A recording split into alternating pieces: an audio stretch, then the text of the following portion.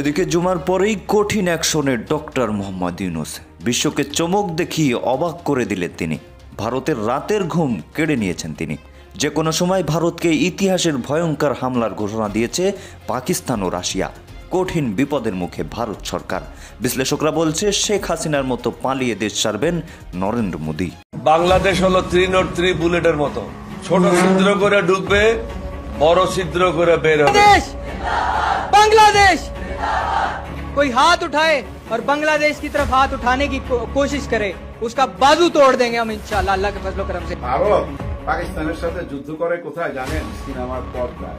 বাস্তবে কোনোদিন কিছু করতে পারে। উত্তেজনার মধ্যে হঠাৎ একটি সুখবর এলো। সুখবরটা হচ্ছে এরকম, দর্শক খুবই ভালো এবং একটা সুসংবাদ নিয়ে এসেছি। মন ভালো হয়ে যাবে যারা পুতিন কাকার ফ্যান ফলোয়ার আছেন, কারণ বাংলাদেশের চেহারা বদলে যাবে। আমাদের এই কাজগুলোতেই সহযোগিতা করার জন্য অলরেডি টিম মাঠে আছে। আগামী 2-1 দিনের মধ্যেই কাজ শুরু করে দেবে পুতিন কাকার টোটাল।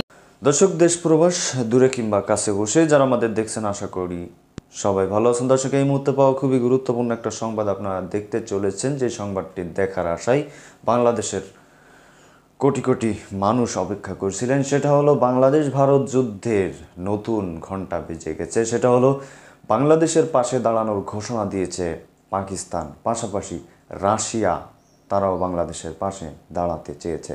শুরুতে আপনারা শিরোনামে দেখেছেন খুবই গুরুত্বপূর্ণ আলোচনা সমালোচনা। শুরুতে একজন নেতা, বাংলাদেশের একজন সেনাবাহিনী, তিনি কিন্তু ঘোষণা দিয়েছে বাংলাদেশ সুই হয়ে ঢুকবে, বোম হয়ে বেরোবে। দর্শক, রীতিমতো যুদ্ধের দামামা কিন্তু বেজে গেছে চারিদিকে। দর্শক, ভারতের ঘুম এবার ডক্টর ইউনূস সাহেব কেড়ে নিয়েছে। দর্শক, পাকিস্তান এবং রাশিয়াকে ম্যানেজ করে ভারতের একেবারে ঘুম কেড়ে নিয়েছে। দর্শক, চলুন আমরা সে বিষয়ে, ডক্টর ইউনূস সাহেব কালকে ভারতকে হুঁশিয়ারি দিয়ে একটা কথা বলেছিল, যেটা রীতিমতো ভাইরাল, সেটা আমরা শুরুতে শুনে আসি। তারপর দেখব যে আজকে শুক্রবারকে কেন্দ্র করে কী ধরনের যুদ্ধের প্রস্তুতি চলছে বাংলাদেশে। তো দর্শক, চলুন বাংলাদেশের পাশে যে পাকিস্তান এবং রাশিয়া দাঁড়িয়েছে সেটাও আমরা দেখব। আশা করি সঙ্গেই থাকবেন, তবে আমরা একে একে ভিডিওগুলো দেখব। তো দর্শক, চলুন সিরিয়াল দিয়ে দেখে আসি। বীরের জাতি একজন মরলে এখন 40 জন দাঁড়িয়ে যাবে। ডক্টর মোহাম্মদ ইউনূস স্যার জাতির উদ্দেশ্যে কথা বলেছেন। আজ জাতির উদ্দেশ্যে যে কথাগুলো বলেছেন, যে আজকের সকল রাজনৈতিক দলের সাথে বৈঠক করে তিনি যা বলেছেন, অন্তর্বর্তীকালীন সরকারের প্রধান উপদেষ্টা বলেছেন, আমরা সেই সতেজ জাতি। যখন পুলিশ বলে যে স্যার একজন মরলে তো 4 জন দাঁড়িয়ে যা, এখন 4 জন না 40 জন দাঁড়িয়ে যাবে। আমরা দেখেছিলাম একটা ভিডিও, যে স্বরাষ্ট্রমন্ত্রীকে দেখাচ্ছে, পুলিশের আইজিপি কে দেখাচ্ছে, স্যার একজন মারা গেলে তো পালিয়ে যায় না, আরো 4 জন দাঁড়িয়ে যা। আজকে ডক্টর মোহাম্মদ ইউনূস স্যার বলেছেন 4 জন নয়, এখন 40 জন দাঁড়িয়ে যাবে। আমাদের ভিতরে সেই ঐক্যবদ্ধতা এসে গিয়েছে।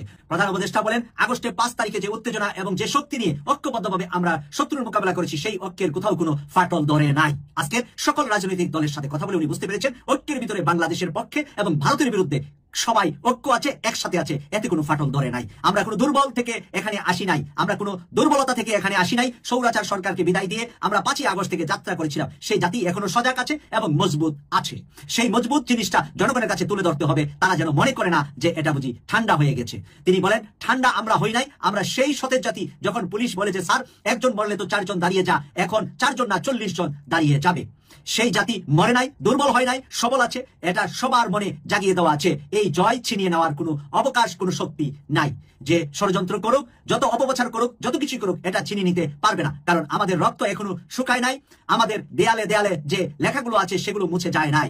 ডায়ালগ করছে, আমাদের বুকেও এগুলো টকবক করছে। কাজে আমরা সেই শক্তিমান জাতি, আমরা লড়াই করব। আমরা শুধু হাস্যকর যে প্রচেষ্টাগুলো হচ্ছে সেগুলো তুলে ধরবো। পাকিস্তানকে ফেসিবাদ আওয়ামী লীগ ভারতের দোষর বিভিন্ন সময় গালি দেয়। সেই পাকিস্তানি গতকালকে বলেছে বাংলাদেশের উপর একটা ফুলের আঁচড় পড়বে, আমরা বাংলাদেশকে অস্ত্র বোমা সবকিছু দিয়ে সহযোগিতা করবো। সেই পাকিস্তানের সাথে 65 সালে কিন্তু ভারত হেরে গেছিল। 47 আপনারা দেখবেন যে হিন্দু মুসলিম এই একটা ধর্ম সম্প্রীতির কারণে ভারত এবং পাকিস্তান আলাদা হয়ে গেছিল। তখন আমরা পুরো পাকিস্তান, পশ্চিম পাকিস্তান ছিলাম। তো সেই জায়গা থেকে আজকে আমরা দেখছি যে পাকিস্তান এতদিন আমাদের শত্রু ছিল, যে পাকিস্তান আমাদেরকে অস্ত্র বোমা দিয়ে সহযোগিতা করতে যাচ্ছে। আমরা ভারতকে স্পষ্ট ভাষা বলতে চাই, ভারত বারবার বলে আমরা বাংলাদেশের চট্টগ্রাম, আমরা বাংলাদেশের নোয়াখালী, কুমিল্লা, বিভিন্ন অঞ্চলের জেলাগুলো আমরা নিয়ে যাবো। আমরা ভারতকে বলতে চাই, তোমরা তো 1 দশক ধরে এই গল্প শোনাচ্ছ। আরো 1400 বছর আগে হযরত মুহাম্মদ সাল্লাল্লাহু আলাইহি ওয়াসাল্লাম বলে গেছিল যে গাজওয়াতুল হিন্দের মাধ্যমে পুরা ভারতবর্ষ এবং উপমহাদেশের অধিকাংশ জায়গা মুসলমানদের দখলে আসবে। সেই জায়গা থেকে আমরা গাজওয়াতুল হিন্দের জন্য পাকিস্তানের সহযোগিতা শুধু পাবো না, বিভিন্ন মুসলিম দেশের সহযোগিতা পাবো। ইহুদি খ্রিস্টান কান্ট্রি যারা আছে, রাশিয়া, আপনার চায়না, তারাও কিন্তু আমাদেরকে সহযোগিতা করে। আপনারা দেখেন ভারতের কিন্তু চারপাশে কোনো বন্ধু নাই। ভারত যদি ভুলবশত আমাদের উপর একটা ফুলের টাচ করে জাস্ট আমাদের উপর একটু ছোট্ট আক্রমণ করবে, নেপাল, শ্রীলঙ্কা, চায়না, বাংলাদেশ 4 থেকে যখন ভারতের উপর আক্রমণ হবে, তখন ভারত কি পালাতে পারবে? বরং আমি তো দেখতে পাচ্ছি আর 10 বছরের ভিতরে বাংলাদেশের নাম আপনার ভারতের সমুদ্রে থাকবে, অর্থাৎ ভারতের মানুষ বলবে যে আমরা বাংলাদেশের নাগরিক। সেই দিন আমরা দেখতে পাচ্ছি, সেই ইতিহাস আমরা দেখতে পাচ্ছি, বাংলাদেশের মানুষ ভারতকে নিয়ে নেবে, ভারত আমাদেরকে কি নেবে নিয়ে। ভারতের সেই সেনাবাহিনী আছে নাকি?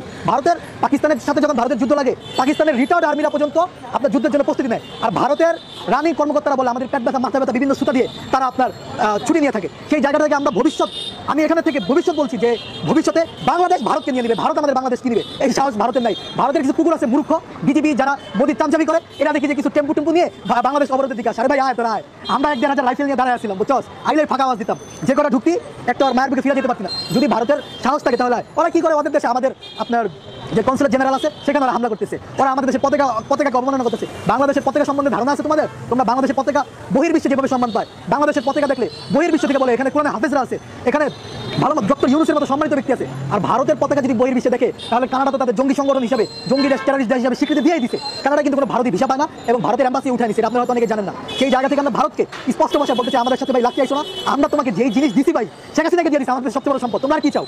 তো আমাদের সাথে লাগতে আইসো না। আমরা বাঙালিরা যে কি জিনিস ওটা 71 পাকিস্তানি বুঝা গেছে ভাই। এরপরে দেখো না আর আমাদের সাথে বন্ধুত্ব করে, শত্রুমি করে না। তো আমাদের সাথে লাগতে আইসো না। ভারতটা একবার বিভক্ত করে দিচ্ছি, ভারতের ভিতরে কয়েকটা রাজ্য কিন্তু আমরা তৈরি করে দিব। বিহার, 7 স্টার যেসব, ত্রিপুরা, যেসব রাজ্য আছে, প্রত্যেকটা রাজ্য কিন্তু আমাদের দাবিদার, আমাদের বাংলাদেশের। এগুলো যদি আমরা হাত দেই এবং সেখানে যারা বাঙালিরা আছে ত্রিপুরা এবং 7 স্টার বিহারের, ঠিক আছে, আসামের, তারাও কিন্তু বলছে আমরা বাংলাদেশের সাথে মিলিত হবো। তো দুই দেশের জনগণ যখন মিলিত হবে, তোমাদের 7 স্টার যদি আমরা নিয়ে নেই তাহলে তোমাদের ভারতের অংশও থাকবে না। তোমাদের মূল অংশ বিভিন্ন বাণিজ্যিক এই 7 স্টার থেকে, আলু, পটল এবং বিভিন্ন শাকসবজি, ফলমূলাদি যা আছে এগুলো বেশিরভাগ 7 স্টার থেকে আসে, অন্য দিল্লি বা অন্য রাষ্ট্র থেকে এগুলো আসে না। তো আমাদের সাথে লাগতে আসলে তোমরাই বিপদে পড়বা। খুব জোরে সোরে জাতীয় সরকারের গুঞ্জন শোনা যাচ্ছে যে সবার ঐকমত্যের ভিত্তিতে একটি সরকার গঠিত হতে যাচ্ছে এবং সেই সরকার 2 বছরের জন্য থাকবে। কিন্তু আসলে কোন ফর্মুলায় জাতীয় সরকার গঠিত হতে যাচ্ছে বা হওয়ার সম্ভাবনা রয়েছে? আমি নিজে আগে বলেছি যে জাতীয় সরকারের প্রয়োজনীয়তা বর্তমান বাস্তবতা অবশ্যই প্রয়োজন, দেশি বিদেশি ষড়যন্ত্রের যে বিষয়গুলো সেগুলোকে প্রতিরোধ করতে গেলে বা মোকাবিলা করতে গেলে। কিন্তু নানানমুখী চ্যালেঞ্জের জায়গা থেকে বিএনপি একটা জাতীয় ঐক্যের ডাক দিয়েছিল। সেই জায়গা থেকে প্রধান উপদেষ্টা সবার সঙ্গে বসার চেষ্টা করেছেন, তিনি ছাত্রদের সঙ্গে বসেছেন, রাজনৈতিক দলগুলোর সঙ্গে বসলেন বুধবার। সেই জায়গা থেকে আবারও নতুন করে একটা জাতীয় সরকারের গুঞ্জন শুরু হয়েছে এবং প্রকাশ্যে অনেকে বলছেন যে কোন কোন ফর্মুলায় এই জাতীয় সরকার গঠিত হতে পারে। এখন যে প্রক্রিয়ায় জাতীয় সরকার গঠনের সম্ভাবনা দেখা দিয়েছে তা কি আসলে বাংলাদেশের বর্তমান বাস্তবতায় কোনো ধরনের কোনো প্রভাব ফেলবে ইতিবাচক দিক থেকে? অথবা যে ফর্মুলায় জাতীয় সরকার গঠিত হতে যাচ্ছে বা যে মেয়াদের জন্য, আমি হতে যাচ্ছে ঠিক কিভাবে বলা ঠিক নয়, বারবার সেটি চলে আসছে, জাতীয় সরকার গঠনের সম্ভাবনার কথা যারা বলছেন, সেই জায়গায় কি বিএনপি যাবে? আমি এই জায়গাটা একটু বলার আগে সরকারের আইন উপদেষ্টা তিনি রাজনৈতিক দলগুলোর সঙ্গে প্রধান উপদেষ্টা যে সংলাপ জাতীয় ঐক্য গড়ে তোলার ক্ষেত্রে, সেই সংলাপ বা বৈঠক শেষে সাংবাদিকদের জানিয়েছেন যে রাজনৈতিক দলগুলোর পক্ষ থেকে সবাই মিলে একটি সমাবেশ করা, সবাই মিলে একটি পলিটিক্যাল কাউন্সিল করা, নিরাপত্তা কাউন্সিল করা সহ বিভিন্ন প্রস্তাব এসেছে। অর্থাৎ পলিটিক্যাল কাউন্সিল কিংবা নিরাপত্তা কাউন্সিল আর একটু সহজভাবে বললে জাতীয় সরকার গঠনের প্রস্তাবও সেখানে গেছে। এখন কেন এই বিষয়টি গুরুত্ব দিচ্ছি? আমরা জানি যে বর্তমান সরকারের উপরে জামাত ইসলামী সহ আরো কয়েকটি রাজনৈতিক শক্তি বা অন্য বিশেষ কোনো শক্তির এক ধরনের প্রচ্ছন্ন প্রভাব রয়েছে, এটা এখন ওপেন সিক্রেট। তাহলে জামাতের আমিরের বক্তব্যটা তো আমরা অবশ্যই খুবই গুরুত্বের সঙ্গে বিবেচনা করব। জামাতের আমির কি বলেছেন? এই রাজনৈতিক দলগুলোর সঙ্গে প্রধান উপদেষ্টা বসলেন, তারপর সাংবাদিকদের বলেছেন যে অপপ্রচার মোকাবেলায় আমরা সরকারের সঙ্গে কাজ করবো, আমরা কারো ফাঁদে পা দেবো না, কারো কাছে মাথা নত করবো না, আবার সীমা লঙ্ঘন করবো না। 2-1 দিনের মধ্যে সুখবর পাবেন আশা করি। কি এমন সুখবর বাংলাদেশের চরম বাস্তবতায় অপেক্ষা করছে আমাদের জন্য, তার কিছুটা ইঙ্গিত কি আমরা গণ অধিকার পরিষদের নুরুল হক নুরুর বক্তব্য থেকে পেতে পারি? নূর কি বলছেন? সাংবাদিকদের বলেছেন যে আমরা মনে করি সামনে আর নতুন চ্যালেঞ্জ আসবে, এগুলো মোকাবেলায় আমাদের প্রস্তাব ছিল রাজনৈতিক দলগুলোর অংশীদারদের নিয়ে আগামী 2 বছরের জন্য জাতীয় সরকার গঠন এবং দেশের স্থিতিশীল পরিস্থিতি সৃষ্টি করার জন্য আগামী 6 মাসের জন্য সব ধরনের সভা সমাবেশ নিষিদ্ধ করা। একটু খেয়াল করেন কথাবার্তাগুলো। তিনি বলছেন যে আগামী 2 বছরের জন্য জাতীয় সরকার গঠন এবং দেশের স্থিতিশীল পরিস্থিতি সৃষ্টি করার জন্য আগামী 6 মাসের জন্য সব ধরনের সভা সমাবেশ নিষিদ্ধ করা। একই সঙ্গে ঐক্যবদ্ধতার প্রতিফলন হিসেবে জাতীয় পতাকা অথবা শান্তির পতাকা নিয়ে কর্মসূচি পালন করা, এগুলো খোঁজাখোঁজা প্রোগ্রাম করতেই পারে। আমরা কি মেসেজ পাচ্ছি? মেসেজটা ব্যাখ্যা করার আগে মির্জা ফখরুল ইসলাম আলমগীর তিনি কি বলছেন? তিনি বলছেন স্থিতিশীলতা যারা নষ্ট করতে চায় তাদের প্রতিরোধ করার জন্য আমাদের অবশ্যই জাতীয় ঐক্য গড়ে তুলতে হবে। তারা জাতীয় সরকারের কথা বলছে না। এবং বিএনপি ভারপ্রাপ্ত চেয়ারপারসন তারেক রহমান তিনি বলেছেন আরেকটু ধৈর্য ধরুন, সরকারকে আরেকটু সময় দিন, শান্ত থাকুন, পরিস্থিতির উপরে সতর্ক এবং সজাগ দৃষ্টি রাখুন। প্রথম কথা হচ্ছে বিএনপির বক্তব্যের মধ্যে দিয়ে স্পষ্ট যে জাতীয় সরকারে বিএনপি যাবে না। কেন? জামাত অথবা গণ অধিকার পরিষদের নুরুল হক নুর যে প্রস্তাব দিয়েছেন যে 2 বছরের জন্য জাতীয় সরকার, এবং সেটি হলে তো অবশ্যই একটা মোটামুটি একটা সার্টেন পিরিয়ড নিয়ে এই ধরনের সরকার গঠিত হবে। সেক্ষেত্রে বিএনপিকে সেই সময় দিবে? চোখ বন্ধ করে বলে দেওয়া যায় বিএনপি সেই সময় দিবে না। এখন একটা জাতীয় সরকার গঠন হবে, তারা আবার কি করবে, তারা আবার কতদিন সময় নেবে নির্বাচন টাইম ফ্রেম ঘোষণার জন্য, নির্বাচন রূপরেখার ঘোষণার যে দাবি সেটি তো ক্রমান্বয়ে বিএনপির পক্ষ থেকে প্রকট ভাবে উপস্থাপন করা হচ্ছে। আমার মনে হয় না বিএনপি জাতীয় সরকারে যাবে। এবং নুরুল হক নুর যে কথাগুলো বলেছেন 6 মাসের জন্য সভা সমাবেশ নিষিদ্ধ করা, খুবই অ্যালার্মিং একটি বক্তব্য দিয়েছেন নুরুল হক নূর। এটি কোনো অবস্থাতেই অন্য কোনো রাজনৈতিক দল সম্ভবত মেনে নেবে না। দর্শক, বাংলাদেশ এবং ভারতের মধ্যে সম্পর্কের একটি টান উত্তেজনার মধ্যে হঠাৎ একটি সুখবর এলো। সুখবরটা হচ্ছে এরকম, বাংলাদেশিদের অতিরিক্ত ছাড়ের ঘোষণা দিল কলকাতার হাসপাতাল। আসলে বাস্তবতা হলো এই যে বাংলাদেশি রোগী, বাংলাদেশি কাস্টমার, ব্যবসায়ী ছাড়া কলকাতার বাজার অর্ধেক নাই। অর্ধেক আমার কম বলা হলো, অনেকে বলছেন যে 80% নির্ভর করে বাংলাদেশি জনগণের উপর। তারা যে পরিমাণ কেনাকাটা করে, তারা যে পরিমাণ চিকিৎসা নিতে আসে, তারা যদি আসা বন্ধ করে, কলকাতার হাসপাতাল, কলকাতার মার্কেট, দোকানপাট, ব্যবসা বাণিজ্য অনেক ক্ষতি হবে। সেই খতিয়ানগুলো নিশ্চয়ই আপনারা করোনার সময় দেখেছিলেন যে হাহাকার, নিউ মার্কেট সহ তার সংলগ্ন এলাকাগুলো একেবারেই রীতিমতো আকার, বহু দোকানপাট বন্ধ হয়ে গেছে, ব্যবসায়ীরা ব্যাপক ক্ষতির মুখে পড়েছিল, অনেক হোটেল রেস্টুরেন্ট বন্ধ হয়ে গিয়েছিল। সেই কলকাতা, ত্রিপুরা কিছু ঘটনা বলি এবং খুবই অস্বস্তিকর, এবং তাদের ঘোষণা, তাদের আচরণ এবং সম্পর্কের যে টানাপোড়েন, তাতে এটা কোথায় যে গড়াবে তা নিয়ে যখন উদ্বেগ উৎকণ্ঠা ছিল, ঠিক তখন একটা সুখবর এলো কলকাতা থেকে। সেখানে বলা হচ্ছে বয়কট নয়, বরং অতিথি হিসাবে বাংলাদেশি নাগরিকদের আপ্যায়ন করবে ভারতের হাসপাতাল। আইন মেনে চিকিৎসা পরিষেবা নিতে যাওয়া বাংলাদেশি নাগরিকদের ক্ষেত্রে চিকিৎসা পরিষেবায় 10% ছাড়ের ঘোষণা দেওয়া হয়েছে। আজ বুধবার রীতিমতো সংবাদ সম্মেলন করে এমন ঘোষণা দেন বেহালা বালানন্দ ব্রহ্মচারী হসপিটাল অ্যান্ড রিসার্চ সেন্টারের হাসপাতাল সুপার ডক্টর সুশান্ত সেনগুপ্ত ও ট্রাস্টের সম্পাদক দীপক সরকার। বাংলাদেশি রোগী বয়কট প্রসঙ্গে তারা বলেন, চিকিৎসা পরিষেবার জন্য যেসব রোগী ভারতে আসছেন তাদের কেন চিকিৎসা পরিষেবা দেওয়া হবে না? মানবিক দৃষ্টিভঙ্গির দিক থেকে এবং চিকিৎসক হিসেবে কর্তব্য রোগীকে ফিরিয়ে দেওয়া উচিত নয়। হাসপাতাল কর্তৃপক্ষের দাবি, বাংলাদেশের বর্তমান পরিস্থিতিতে মানুষ আর্থিকভাবে কিছুটা ক্ষতিগ্রস্ত, আর তাদের হাসপাতালে যে 2% কাছাকাছি বাংলাদেশি রোগী আসেন তারাও আর্থিকভাবে ক্ষতিগ্রস্ত। তাই রোগীর পরিবারের দিকে তাকিয়ে 10% মানবিক ছাড় দিচ্ছে তারা।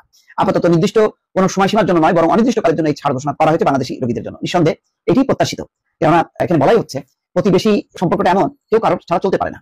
বাংলাদেশকে যেমন লাগবে ভারতের, ভারতকে লাগবে বাংলাদেশের, আমদানি রপ্তানি অনেক কিছুতেই। এখানে বাংলাদেশ, ভারত বড় দেশ বলে বাংলাদেশকে উপেক্ষা করা হবে, বাংলাদেশের কোনো গুরুত্ব নেই। তাই যদি না হতো তাহলে 15 বছর ধরে শেখ হাসিনার অগণতান্ত্রিক শাসনকে কেন চোখ বুজে সমর্থন করলো ভারত? করেছে এই কারণে তারা বাংলাদেশকে ব্যবহার করতে চেয়েছে। তার মানে ভারতের একটি দরকার আছে। 7 সিস্টার্স এর জন্য যে সংযোগ, সেই সংযোগের একমাত্র উপায় হচ্ছে বাংলাদেশ। সুতরাং বাংলাদেশকে কোনোভাবে হেলাফেলা করা যাবে না, এটা পরিষ্কার। এটা উপলব্ধি করতে পেরেছে যারা ভারতের সুশীল সমাজ, যারা বিজ্ঞ মানুষ, অভিজ্ঞ মানুষ, তারা কিন্তু ঠিক বুঝতে পেরেছে এবং সেই কারণে তারা এমন একটি সিদ্ধান্ত নিয়েছে। দর্শক, बांग्लादेश बांग्लादेश बांग्लादेश इसके अलावा आए जुर्रत करे कोई आंख उठाकर बांग्लादेश की तरफ देखने की, उसकी आंखें निकाल देंगे। आए कोई हाथ उठाए और बांग्लादेश की तरफ हाथ उठाने की कोशिश करे, उसका बाजू तोड़ देंगे हम इंशाल्लाह अल्लाह के फजल करम से। পাকিস্তানকে এই ফেসিবাদ আওয়ামী লীগ ভারতের দোসর বিভিন্ন সময় গালি দেয়। সেই পাকিস্তানি গতকালকে বলেছে বাংলাদেশের উপর একটা ফুলের আঁচড় পড়বে, আমরা বাংলাদেশকে অস্ত্র বোমা সবকিছু দিয়ে সহযোগিতা করব। সেই পাকিস্তানের সাথে 65 সালে কিন্তু ভারত হেরে গেছিল। 47-এ আপনারা দেখবেন যে হিন্দু মুসলিম এই একটা ধর্ম সম্প্রীতির কারণে ভারত এবং পাকিস্তান আলাদা হয়ে গেছিল। তখন আমরা পুরো পাকিস্তান, পশ্চিম পাকিস্তান ছিলাম। তো সেই জায়গাটা থেকে আজকে আমরা দেখছি যে যেই পাকিস্তান এতদিন আমাদের শত্রু ছিল, সেই পাকিস্তান আমাদেরকে অস্ত্র বোমা দিয়ে সহযোগিতা করতে চাচ্ছে। আমরা ভারতকে স্পষ্ট ভাষায় বলতে চাই, ভারত বারবার বলে আমরা বাংলাদেশের চট্টগ্রাম, আমরা বাংলাদেশের নোয়াখালী, কুমিল্লা, বিভিন্ন অঞ্চলের জেলাগুলো আমরা নিয়ে যাব। আমরা ভারতকে বলতে চাই, তোমরা তো 1 দশক ধরে এই গল্প শোনাচ্ছ। আরো 1400 বছর আগে হযরত মুহাম্মদ সাল্লাল্লাহু আলাইহি ওয়াসাল্লাম বলে গেছিল যে গাজওয়াতুল হিন্দের মাধ্যমে পুরা ভারতবর্ষ এবং উপমহাদেশের অধিকাংশ জায়গা মুসলমানদের দখলে আসবে। সেই জায়গাটা থেকে আমরা গাজওয়াতুল হিন্দের জন্য পাকিস্তানের সহযোগিতা শুধু পাবো না, বিভিন্ন মুসলিম দেশের সহযোগিতা পাবো। ইহুদি খ্রিস্টান কান্ট্রি যারা আছে, রাশিয়া, আপনার চায়না, তারাও কিন্তু আমাদেরকে সহযোগিতা করে। আপনারা দেখেন ভারতের কিন্তু চারপাশে কোনো বন্ধু নাই। ভারত যদি ভুলবশত আমাদের উপর একটা ফুলের টাচ করে জাস্ট আমাদের উপর একটু ছোট্ট আক্রমণ করবে, নেপাল, শ্রীলঙ্কা, চায়না, বাংলাদেশ 4 সাত থেকে যখন ভারতের উপর আক্রমণ হবে, তখন ভারত কি পালাতে পারবে? বরং আমি তো দেখতে পাচ্ছি আর 10 বছরের ভিতরে বাংলাদেশের নাম আপনার ভারতের সমুদ্রে থাকবে। অর্থাৎ ভারতের মানুষ বলবে যে আমরা বাংলাদেশের নাগরিক। সেই দিন আমরা দেখতে পাচ্ছি, সেই ইতিহাস আমরা দেখতে পাচ্ছি। বাংলাদেশের মানুষ ভারতকে নিয়ে নেবে, ভারত আমাদেরকে কি নিবে না? ভারতের সেই সেনাবাহিনী আছে নাকি? ভারতের পাকিস্তানের সাথে যখন ভারতের যুদ্ধ লাগে, পাকিস্তানের রিটায়ার্ড আর্মিরা পর্যন্ত আপনার যুদ্ধের জন্য প্রস্তুতি নেয়। আর ভারতের রানিং কর্মকর্তারা বলে আমাদের পেট ব্যথা, মাথা ব্যথা, বিভিন্ন সুতা দিয়ে তারা আপনার ছুটি নিয়ে থাকে। সেই জায়গাটা থেকে আমরা আমি এখানে থেকে ভবিষ্যৎ বলছি যে ভবিষ্যতে বাংলাদেশ ভারতকে নিয়ে নেবে, ভারত আমাদের বাংলাদেশ কি নিবে এই সাহস ভারতের নাই। ভারতের কিছু কুকুর আছে মূর্খ, বিজেপি যারা মোদির চামচামি করে, এরা দেখি যে কিছু টেম্পু নিয়ে বাংলাদেশ অবরোধের দিকে আসে। আরে ভাই আয় তোরা আয়, আমরা 1,500 রাইফেল নিয়ে দাঁড়ায় আসছিলাম, বুঝছস? আইলে ফাঁকা আওয়াজ দিতাম, যে কটা ঢুকতি একটা ওর মায়ের বুকে ফিরে যেতে পারছি না। যদি ভারতের সাহস থাকে তাহলে ওরা কি করে? ওদের দেশে আমাদের আপনার যে কনসুলেট জেনারেল আছে সেখানে ওরা হামলা করতেছে, ওরা আমাদের দেশের পতাকাকে অবমাননা করতেছে। বাংলাদেশের পতাকা সম্বন্ধে ধারণা আছে তোমাদের? তোমরা বাংলাদেশের পতাকা বহির্বিশ্বে যেভাবে সম্মান পায়, বাংলাদেশের পতাকা দেখলে বহির্বিশ্ব থেকে বলে এখানে কোরআনে হাফেজরা আছে, এখানে ভালো ডক্টর ইউনূসের। তো দর্শক দেখলেন খুব গুরুত্বপূর্ণ প্রতিবেদন। এতক্ষণ আমাদের সাথে থাকার জন্য সবাইকে ধন্যবাদ জানাচ্ছি। বিশেষ করে ধন্যবাদ জানাই আপনাকে যে এতক্ষণ গুরুত্ব সহকারে দেখছিলেন। দর্শক, আপনাকে রিকোয়েস্ট করবো আজকে আপনি ভিডিওটি শেয়ার করে দিবেন আপনার যে কোনো সোশ্যাল মিডিয়ার প্ল্যাটফর্মে। পাশাপাশি এই বিষয়ে আপনার মতামত কী হবে যে ভারতের সাথে কি বাংলাদেশের যুদ্ধ লাগা প্রয়োজন, যে তাদেরকে শক্তির একটা জানান দেওয়া উচিত কি উচিত না অবশ্যই জানাবেন। পাশাপাশি অনেকেই মনে করতেছেন এই যে ঘটনাগুলো ঘটতেছে এর পিছনে ইন্ধনদাতা বাংলাদেশের সাবেক প্রধানমন্ত্রী শেখ হাসিনা। আপনি কি তাই মনে করেন? হ্যাঁ, অনেকেই তাই মনে করে যে শেখ হাসিনা যাওয়াতেই কিন্তু এটা ঘটতেছে। আগে কিন্তু শেখ হাসিনার সময় ছিল না, তার মানে একভাবে বোঝা যাচ্ছে শেখ হাসিনার কারণেই এতগুলো ঘটতেছে। তো এ বিষয়ে আপনার যদি কিছু বলার থাকে অবশ্যই কমেন্টে জানাবেন, এবং পরবর্তী আপডেট যারা পেতে চান, গুরুত্বপূর্ণ সময় বাংলাদেশের রাজনৈতিকের একটা, এ সময় গুরুত্বপূর্ণ রাজনৈতিক আলোচনা, ব্যাখ্যা, বিশ্লেষণ এবং দেশের হালচাল বুঝতে চ্যানেলটি সাবস্ক্রাইব করে রাখবেন। ধন্যবাদ এতক্ষণ আমাদের সাথে থাকার জন্য।